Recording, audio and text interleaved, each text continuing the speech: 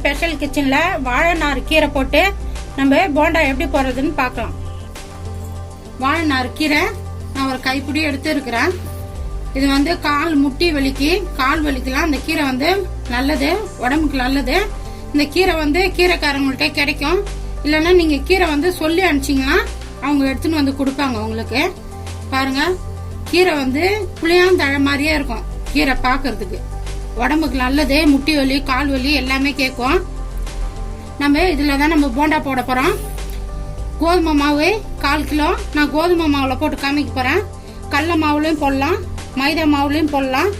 உங்களுக்கு எதுல போடணும்னு விருப்பமோ அதுல போட்டுக்கலாம் நீங்க. ஆனா நான் இப்ப கோதுமை மாவுல போட்டு காமிக்க போறேன். கோதுமை மாவு 1/4 கிலோ, அரிசி மாவு 50 கிராம், சோம்பு பெரிய ஜீரகம் சோம்பு 1 டீஸ்பூனு, எண்ணெய் பொரிக்கிற அளவு, தேவையான அளவு உப்பு, கடல மாவு 50 கிராம், வெங்காயம் 100 கிராம், 4 வரமிளகா, 10 பல்லு பூண்டு. எப்படி செய்யுதுன்னு பார்க்கலாம். நம்ம மிக்சியில வரமிளகா போட்டுக்கலாம், பூண்டு பல்லு போட்டுக்கலாம், சோம்பு போட்டுக்கலாம். இது தண்ணி ஊத்தாம நம்ம பவுடரா அரைச்சுன்னு வந்துடலாம். கொரன்னு நம்ம மிக்சியில நல்லா கொரன்னு அரைச்சிக்கணும். நம்ம கீரையை ஆஞ்சிக்கலாம். கீரை பொடி கீரையா இருக்கும். நம்ம அழகா உருவனா கீரை வரும். நல்லா முருங்கீரை நம்ம உருவம் இல்லையா, அந்த மாதிரி அழகா நார் இல்லாத அழகா கீரை உருவிக்கலாம். நம்ம ஒரு பாத்திரத்துல கோதுமை மாவு கொட்டிக்கலாம், அரிசி மாவு கொட்டிக்கலாம், கடல மாவு கொட்டிக்கலாம், தேவையான அளவு உப்பு போட்டுக்கலாம்.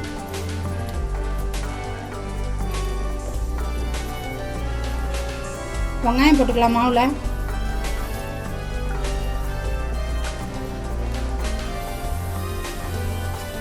நம்ம கீரை உருவிட்டோம். வாழைநார் கீரை போட்டுக்கலாம்.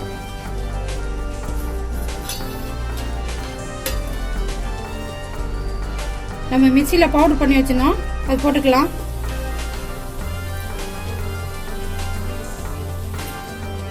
நம்ம எல்லாத்தையும் ஒண்ணா மிக்ஸ் பண்ணிக்கலாம்.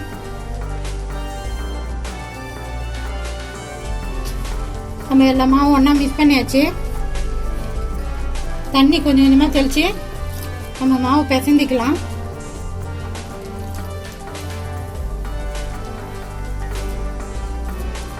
நம்ம மாவு நல்லா பிசைஞ்சாச்சு.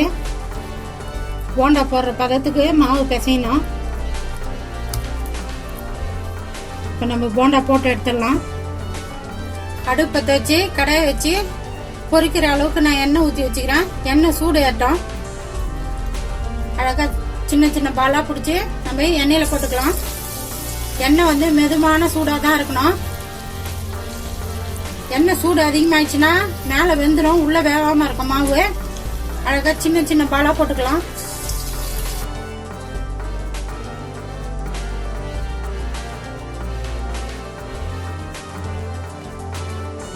ஒரு பக்கம் வெந்துச்சு, நம்ம 2வது பக்கம் திருப்பி போட்டுக்கலாம்.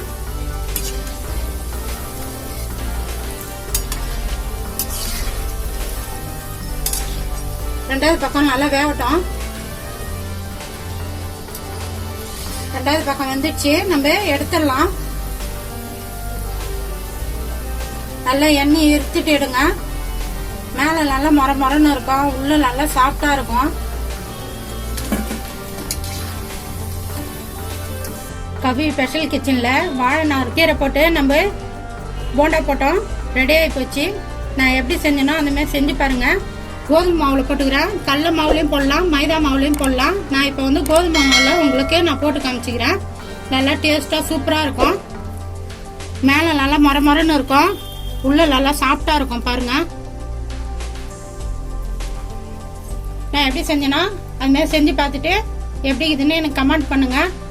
எனக்கு சப்போர்ட் பண்ணுங்க. இந்த வீடியோ பிடிச்சிருந்தா லைக் பண்ணுங்க, ஷேர் பண்ணுங்க, சப்ஸ்கிரைப் பண்ணுங்க.